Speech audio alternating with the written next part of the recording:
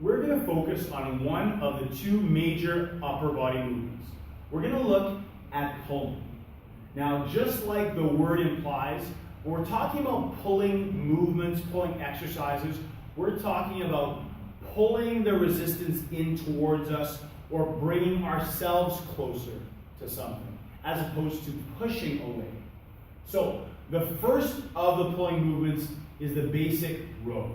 We're going to do all these exercises with either body weight or with a band. So for the basic row, I've got a band here, and I've attached it to this post.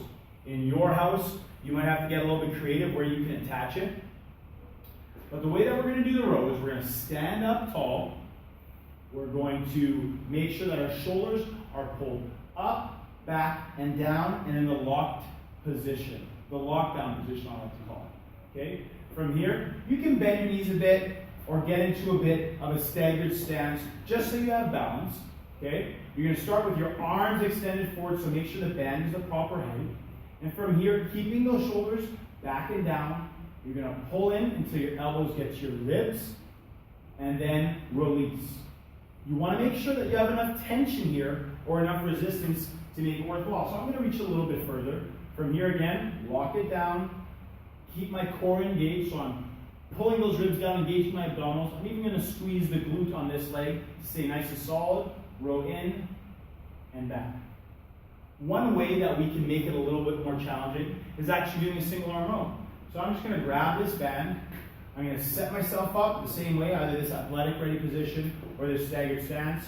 Lock my shoulder down, arm starts extended, engage my core, squeeze glute, ribs pull down, row in, and back. And in fact, this one arm row is really going to work your core, because your core is going to want to, or your body is going to want to twist to make this happen. Your core is going to stabilize, keep it strong, so you can really focus on the muscles you want to work, which are those pulling muscles. Now, maybe it's not super convenient for you to find a spot to attach the band to, so there's a couple of other ways that we can do our row. Okay? The first one is still standing, and it's the bent over row. So I'm going to put my foot under the loop. I'm going to grab one of each ends. If you've got a band that's not a loop band like this, but one with handles, you can just grab under the handles. I'm going to go into a staggered stance or a front stance. My back is nice and straight, my shoulders are packed, and I'm going to row from here. Still the same motion. I'm going to try to keep my back straight instead of looking down here the whole time. Band's not going anywhere, and there. Okay? Another option is, if you have a loop band, to just double up that band, get a little bit more resistance, and row. One of the classic ways that you've probably learned in school is a seated row. So for that, we're going to take the band, put it on top of our shoelaces, then loop it around. Make sure we're sitting nice and tall. So this might be tough for some of us, depending on our leg flexibility. Shoulders packed back and down, and row in. Elbows to ribs, straight forward, making sure those shoulders are packed. We're on lockdown the whole time. So those are the rows. That's kind of really a trademark movement when it comes to the pulling movement and pulling exercises. The next one we're going to do is pull-aparts. So here I'm going to grab the band. About shoulder width, we might grab it a little bit closer. Those shoulders are on lockdown again. And from here, I'm not going to bend my arms. I'm going to keep my arms straight, and I'm going to squeeze the muscles between my shoulders and try to rip the band apart and back. Imagine there's a pop can between your shoulder blades, and you're going to crush it. Okay? Another option for this is doing an overhead pull apart. So you're still working some the back muscles, but you're working a couple of different back muscle groups. So from here, it's overhead now. Arms are straight, shoulders are down, and I'm going to pull it out and down. So those are two variations of the band pull apart. Straight in front or the overhead. Okay, the next exercise we're going to do is something that you can do if you have no equipment, but you've got a doorway. So we're going to imagine this is our doorway. Now this is a little bit wide, but it can work. So we're going to do a doorway pull. Now you want to be careful. You want to make sure that you've got something on your shoes or that there's carpet here so you don't slip when you set yourself up. You're going to put your hands on the insides of the doorway. Okay? You're gonna move your feet forward a bit so that you're on an angle with your head back a bit. And from here, you're gonna pull up, down, up, down. Make it harder, you go a little bit lower, but there is a limit to how low you can go considering that you're holding onto your door. You don't want to slip and hurt yourself. So start up nice and high, and then progressively move your feet and make sure you're checking. Those are some safety things you need to keep in mind. Now, one of the ultimate pulling exercises, and this, we're really going to be limited on who can do this, and if you have a bar in your house, some people have a pull-up bar that they installed in their house. If you have one in between your doorway, I know you can buy those at Walmart, but be very careful because they are very easy to slip out. You want to make sure it's nice and sturdy, or maybe you're at the gym, is a pull-up.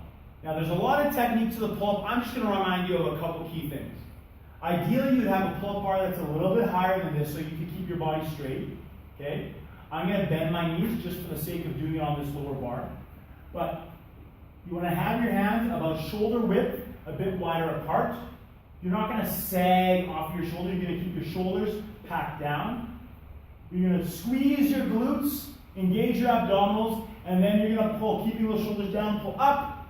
It's a full pull-up. Once your chin is over the bar, control down. Some of you are watching this video saying, why is he showing that? There's no way I'm doing it. Well, there's a lot of things that we can do to help us with doing this pull-up. One of the things that we can do is attach a heavier band to the pull-up bar, stick our knee in the band, and it gives us a bit of assistance. Or maybe you're going to keep it simple, and this still helps those back muscles.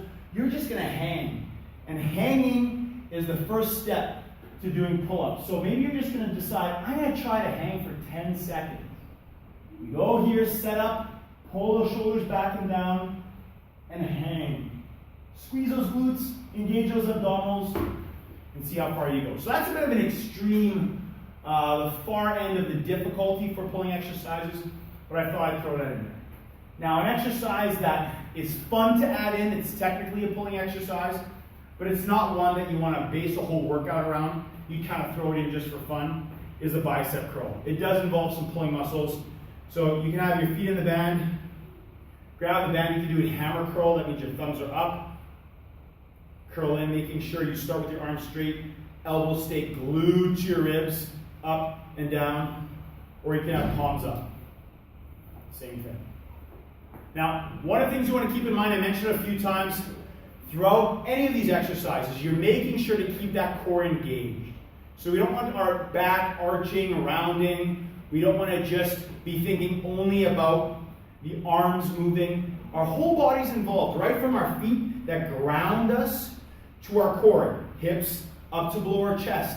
That helps eliminate any unnecessary movement and control the movement that we want to do. So remember, core is super important regardless what we're doing. Well, there you go. Those are some of the pulling movements that you might want to incorporate into your next workout.